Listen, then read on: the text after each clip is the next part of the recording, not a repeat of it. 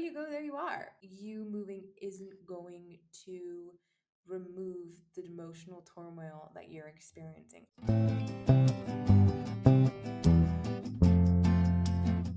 Hi, everyone, and welcome back to How the Wise One Grows. I am really excited for today's conversation. I'm excited for all of our conversations, but this one I feel like is a very relatable one.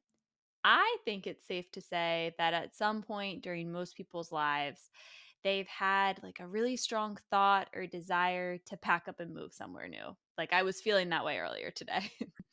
And for some people, it's this like constant burning desire. And then others, I feel like it can just be this like fleeting thought that comes and grows. But I think it's really cool to lean into conversations with what happens to those people who actually do pick up and move, who act on that hunch, and what's the reality of that like. So today we get to speak with Marisol about just that. Marisol is a life coach turned therapist who works with trauma and people who want to move and have moved and made that big leap. So, whether you desire to move across the country or to a new one, Marisol has a lot of important takeaways for us today. Before we get started, let's just take a moment to land here together with 3 deep breaths. So, just take a moment to notice where your body makes its connection to the earth beneath you. Maybe soften your shoulders down the back. Take a big breath in, fill your chest, fill your belly with air. Exhale, open your mouth, let it out. Again, inhale, chest and belly expand. Exhale, let it all go. One more inhale. And exhale. And you can return to that connection to the earth beneath you as we return to this space and land here together. Thank you so much for being here, Marisol. Thanks so much for having me here, Holly. I'm really excited to share with your audience and just kind of, share my wisdom that has come from my move abroad. Thanks so much. Yeah, do you mind sharing briefly about your journey and your move abroad and where you're living now? Yeah, definitely. So I will say that when I was a little girl, I like always knew I was going to move away from where I grew up. I thought I Mm. was going to move to New York. I went to New York as an adult and was like, yeah, no, I can never live here. I don't think I could do it either. Where did you grow up? I grew up in Washington State. Yes, I grew up in Okay. Washington State. Very grounding, very earthy energy. Mm-hmm. And yeah, so what happened is pretty much like right when I graduated high school, I actually went to college at the same time and I like got my first Fortune 500 tech job. And so yeah, I through networking, that's like honestly how how most of my opportunities in my life come about. I'm a 4-6 generator. If you know what that means, you know what that means. We're about to do an episode on the human design, so I'm glad you said that. Amazing. Look at me. Feeling into the future. Yeah. So basically, I realized I looked around me and I didn't want anyone's life. And so I was kind of like, where can I go? And basically, I just, followed the script, right? Like I had a good job, I finished my degree. On paper, like I worked at a startup, like everything seemed to be like status quo, but I was pretty miserable. I was burnt out and I was really just like, what the hell am I doing with my life? And I was asking everyone around me what to do. But, in hindsight, I'm kind of like, well, you really wanted guidance, but as I always say now, like everyone is their own medicine and like you have the answers that you're looking for. So, how does someone know when it's a good time and actually healthy to move versus just escapism? I think we often lean into like, I'm sick of this situation or feeling this way, so I want to go somewhere new and I think that will fix it. But I think often the case is that we go wherever we are. So those things will still be with us even when we're in a new place. So, how can we tell the difference? Yeah, I think this really comes down to intention, like really understanding what is the intention behind your move. So, when I reflect on my own personal experience, there was a lot of emotional like turmoil going on, right? Like I was in the middle of a separation, like I was literally knowing I was going to get a divorce, like the whole life that I had built, right, was basically not going to exist anymore because of decisions I was making. And while going through that and knowing that, my intention to move to Mexico was really to focus on my own healing. And I remember sitting quite vividly. I was in Puerto Escondida, Oaxaca, with my friend 3 months before my move on 10/10 in 2021. So this was like in the summertime. And I said, wouldn't it be crazy if I were to get a divorce and move to Mexico and focus solely on my healing? But here's the thing, like, granted, life gave that to me right away. Be careful what you say. But I've always held the intention of I know that I have things that I need to work on, so let me heal. And Mm, something that I don't talk about too much, I've realized through, re-listening to my own podcast episodes on roaming the now, is that the entire time that I've been in Mexico, I've invested in mentors, therapists, like I've had some type of support virtually so that I'm still working on the things that, if I maybe didn't have that top of mind, like would have been the things I was running away from, right? And I think that it's really important for us to recognize what is the intention behind the thing. Why am I doing this? A move abroad or even just like in general. And I think I can give you a really good tangible client example. I have a client who has to make a lot of hard decisions in their life right now around, the relationship they're in, their career, and they are avoiding making the decision. mm, And, they had jokingly mentioned, oh, can I just like move? Can I just like, join you wherever you are? And I'm like, um, here's the thing. Based on the many, many conversations that I've had with individuals on my podcast, wherever you go, there you are. Like, you moving isn't going to remove the emotional turmoil that you're experiencing. All it's going to do is I like to think of this is it's like the universe is just going to get hotter and hotter. It's going to turn up the heat. mm. Yeah, I love that you lean into intention and support with that. I guess to me, that's the key. Like, it doesn't matter where you are, but it's the intention you have and how you choose to move through that. So, like, these emotions, these things we're experiencing aren't going to disappear.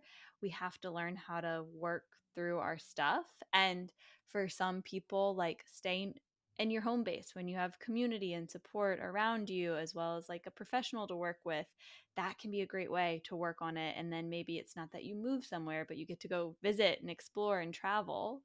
But for others, maybe that move could be a really healthy leap because it might require you to be by yourself a little bit more, to steep with the deep things that you're working through. And again, I think it's just like so important that you name that there is that support, whether it's a therapist or a coach or whatever you need to support you as you're working through that, knowing that we don't need to do it or move through it alone, especially when we're doing something as big and scary as taking a leap, moving to a new country. Travel is one of the things that helps me grow the most. And that's why this year I decided to put in some time to find the best travel rewards credit card that I could. And I ended up getting the Chase Sapphire Preferred credit card. And so far, I love it. It's got a ton of flexibility, it gives you great rewards points. And when you sign up, you get some bonus points. And I actually have a referral link in the show notes if you are interested in getting a Chase Sapphire Preferred or Sapphire Reserved credit card. It will give you and I some extra little points so that we can continue to travel and grow together. You talk about the way I've heard you describe it is the emotional evolution of an expat. So I think many of us can be caught into that romanticized Instagram version of like, I'm moving to a new country. I'm going to be like enjoying everything so much all the time. It's going to be magical. But do you mind leaning into like what it's actually like when someone does take that leap and moves to a new country? What are some of the highs and lows that they might experience? What are those phases of that evolution? Yeah, so definitely speaking from my lens of experience, I did go through culture shock and Mm. like granted my family, you know, like my roots trace back to Mexico, but like Mexico, like in the US, is very different than actually being in the country. I think that's Mm-hmm. something that I really want to point out. And I think that while it's so amazing to see the many different ways people live their lives in different countries, it can be a little challenging, right? Because it's essentially like the script that you're taught or the script that you grew up in, right, with your culture is challenged. It no longer applies. And I also would say that it really is like this deep journey of getting to know yourself because you start to notice how you react to being challenged. And that's really what moving abroad is. Like, it is exciting and it is like, uh, like, I think back to a lot of people I've talked to on my podcast. They're like, the 3 months, it's like the honeymoon phase, right? It's awesome. You're exploring all these new things. But once you get really settled into your environment, you're kind of still just with yourself. And so it is this Mm-hmm. opportunity to dive in deeper to get to know yourself. How are you adjusting? It really is this, I would say, deepening of relationship with yourself, at least in my experience, of like, how do I create a home within myself?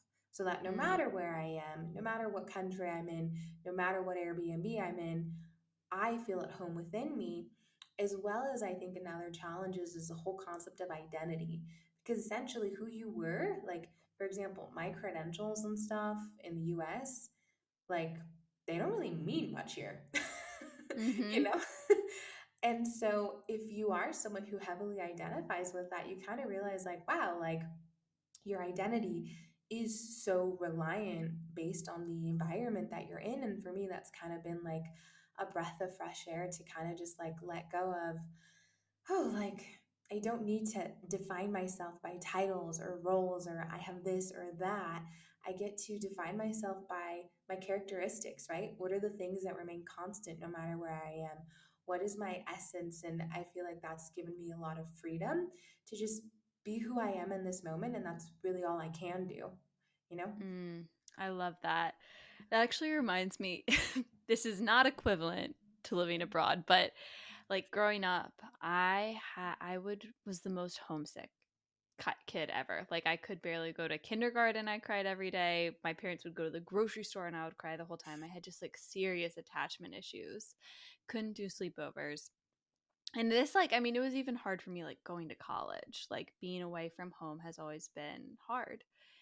And I remember when I got into yoga and started deepening my practice and I got into journaling and I had this like morning ritual and routine, I realized that like here's home.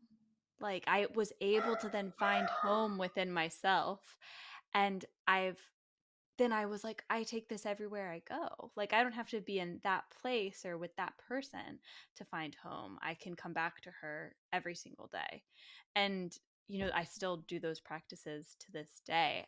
I'm kind of curious for you, like, is there some sort of ritual or like routine that has helped you establish home in a new place? Or has it been more of that unfolding over time of getting to know yourself more deeply and then you have her in all these spaces?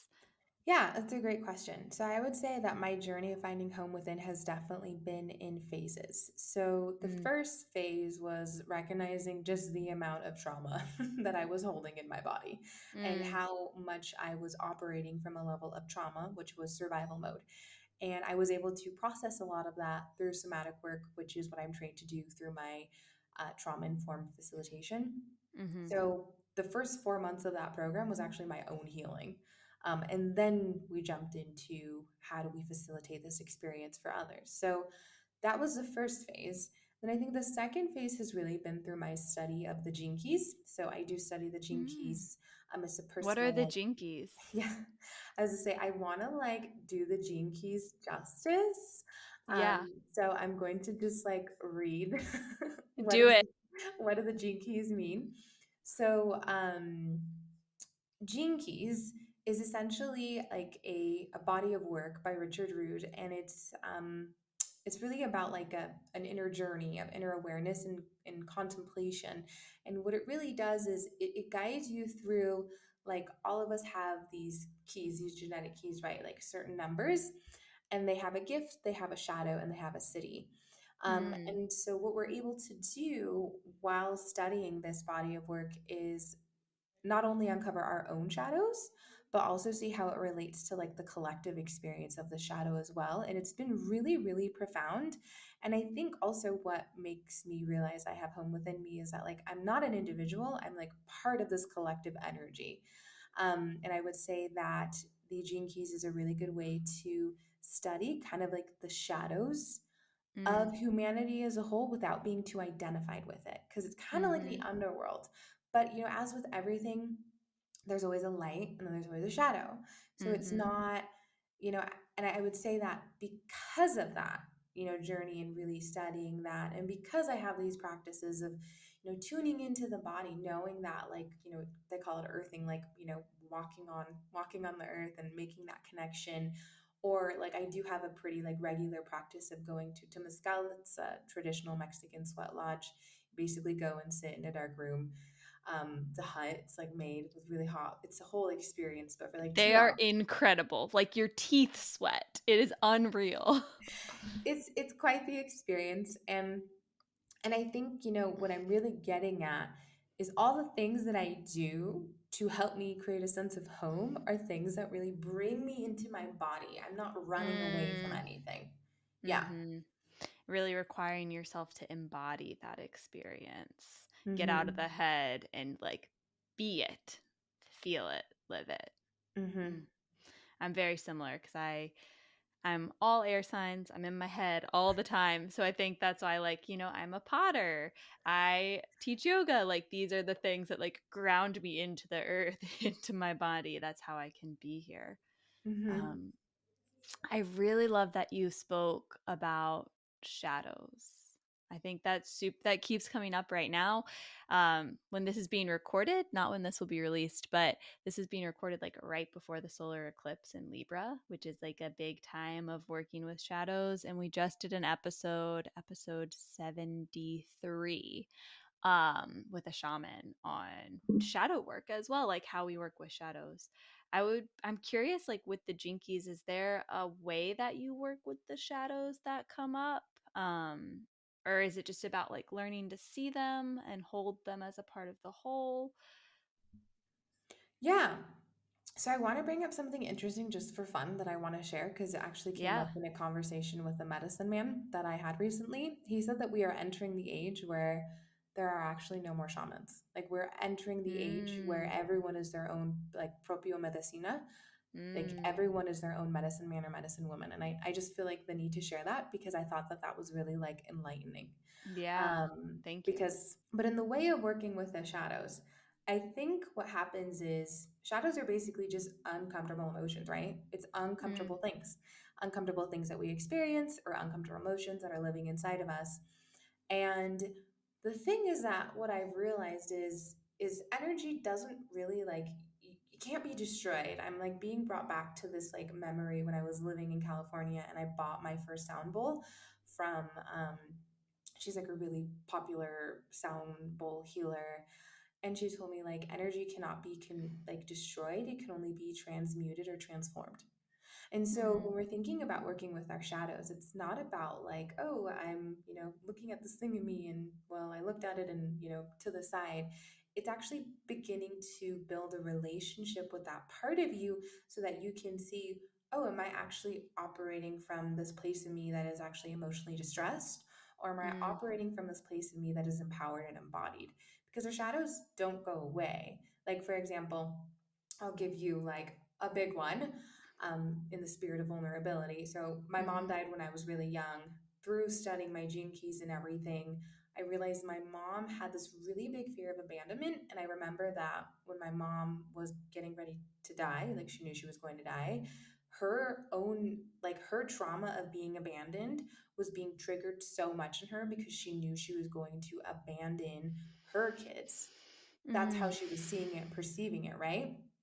But for me, like I recognize like, oh wow, like so abandonment really plays a big part in my shadow story, my unconscious body. So what do I really want this to mean for me? How do I want to recognize the ways that the sphere of abandonment has either, held me back, or how has, fear of abandonment actually propelled me forward? I think Mm. when we get to this level of shadow work, I don't know, I don't even want to know if I call it, just when we get to this level of awareness where it's not about labeling things good or bad, we can get into a space of neutrality. We can really begin to transmute or transform those energies, those emotions that are inside of us, and know that like they're not just going to go away. um, they're always going to be with us, but we get to decide the relationship that we have with those things, and we get to Mhm. decide the narrative around those things moving forward. Yes, thank you so much for sharing that. I think that's so important, and I don't think we talk about enough those shadows, and they are often so labeled as good or bad, or we over identify them with them, but rather they are all a part of the whole, and they all serve a purpose, and there are challenges and there are benefits to all of it. And I think we often forget about things as like, at least in my mind, I let society write the story a lot. I'm like, ooh, people will think this about that. And like, if I don't achieve this, then that means that. But the reality is, just like you said, like we can write our own narratives. We can define, like, okay, maybe I've had this shadow I've been working with for a long time, but how can I reframe my relationship with it and rewrite that story to empower me where I am today and to the directions I want to go towards and I want to work towards. Something you talked about before, and I just kind of want to like lean into this before we close, is especially as we're working with shadows and doing new things, like it's important to have support, whether it's a professional you work with or with community. When you are moving abroad, how can you start to cultivate community in a new space when there's this language of barrier? How can you find, or this language barrier, how can you cultivate support and community, even living where you are now, or if you take an adventure to somewhere new? Yeah, so in hindsight, look for events in your community. That's actually how Mm. I've begun to build my community. I went to Temescal, and then I started meeting, other expats and other different types of people. Facebook groups are good too. I mean, if you can't Mm-hmm. have that connection in person, maybe they're in a different part of the country that you're in. You could eventually meet one day. I actually had the opportunity, someone who was a podcast guest who like turned a friend came to visit me here in Malinalco, Mexico, Oh, where I that's live. awesome. Yeah, it's really cool. And so I think it's kind of like technology provides us with so many opportunities to build community and connection, but it's up to us to take it to that next level, to be in person. Yeah. Mm-hmm. I love that. I think like one of the best things I ever did was right after college, I just randomly moved to Nashville with my best friend. Like I was supposed to go for a week and I stayed for 9 months. And when I was there, I really started utilizing like Meetup and just putting myself in different scenarios and exploring things that were new, creating community in a new way. And then I moved back to my hometown and I was able to like establish those patterns of like, who I am today is different from the person I was in high school. So, how can I find a home and a community that feels supportive to where I'm at right now? So, even if you're like living somewhere and you feel stuck, you don't have to completely move to find things that feel more enlivening and supportive for you. If that is what is right for you, do it. But you can also start to practice those skills where you are now or cultivate new community. And really leaning into like, oh, I've always wanted to try like this thing. What if I just go and do that and see who you meet along the way and you can have a totally different experience even where you are. What would your advice be for someone who's out there and they just feel stuck or uncertain about change and they're scared of the unknown? Do you have any advice that you'd offer someone who's just in that space? Yeah, if you're going through a time in your life where you're facing uncertainty or you're feeling like, what do I do next? I think what's really important is to tap into your inner wisdom. And when I say that, like, really what I mean is like tap into the wisdom of your body. Like, the Mm, first part of my journey to actually be able to make these big, bold moves that are kind of scary and like require a lot of faith and trust in the process was yoga. I had to get comfortable and safe in the body in order to be able to get to this point of, okay, like I feel safe in my body, like I can be in my body and explore that. Okay, so then now what comes next? Because I think that that's actually really a key point that a lot of people don't talk about, is that like we have to be able to trust the intuitive being that our body is before mm-hmm. we go on to these deeper and deeper levels. Because if we don't feel safe, we end up like skipping a lot of the important parts that are like the necessary foundations. And that's where I always kind of say to everyone, like, sometimes we have to go backwards to go forwards. And so we got to go backwards and connect to that wisdom and that trust in being in our body, and then we can trust ourselves more when it comes to these like mental decisions, right? Like, am I going to move abroad? But like, here's the thing, and it's interesting because this is like the gene key of the week. um, there is no such thing as certainty. Nothing is certain. Everything is kind of Mm-hmm. at the flip of a coin at any moment. The only thing that is certain is like being in this moment. So my advice to anyone who's wanting to do something big outside of the box or different is just like, can you learn to trust yourself and what you're doing right now, and then build off of that. And then through those baby steps of trusting yourself right now, trying out new things, proving to yourself that you can trust that intuition, that wisdom, then like the world is your oyster. Mm, I resonate with that so much. Thank you so much for that advice and reminding us of the wisdom that we all have and of like you can't have one without the other. So within every certainty there is doubt, and with every doubt there is certainty. And that doesn't mean that you're wrong. Just learn how to listen to your body and be in this moment and let that be your ultimate guide. If you found Marisol's wisdom supportive today, I've created a PDF that is a guide for you to use before you pick up and move. So this covers questions and support tips that she shared to help you decide if you should remain where you are and do some work, or if leaving is the right thing for you. So there's a link in the show notes that you can click to get the PDF sent straight to your inbox. Mm. Thank you so much for taking the time to have a conversation with us today. Before you go, do you mind sharing with listeners how they can support you and your work? I'll definitely have all of the links to work with you in the show notes as well. Yeah, definitely. So right now, where I'm at in life and in this present moment, I design like custom websites for online service providers and brick and mortar businesses. And I also do provide one-on-one coaching that is trauma informed.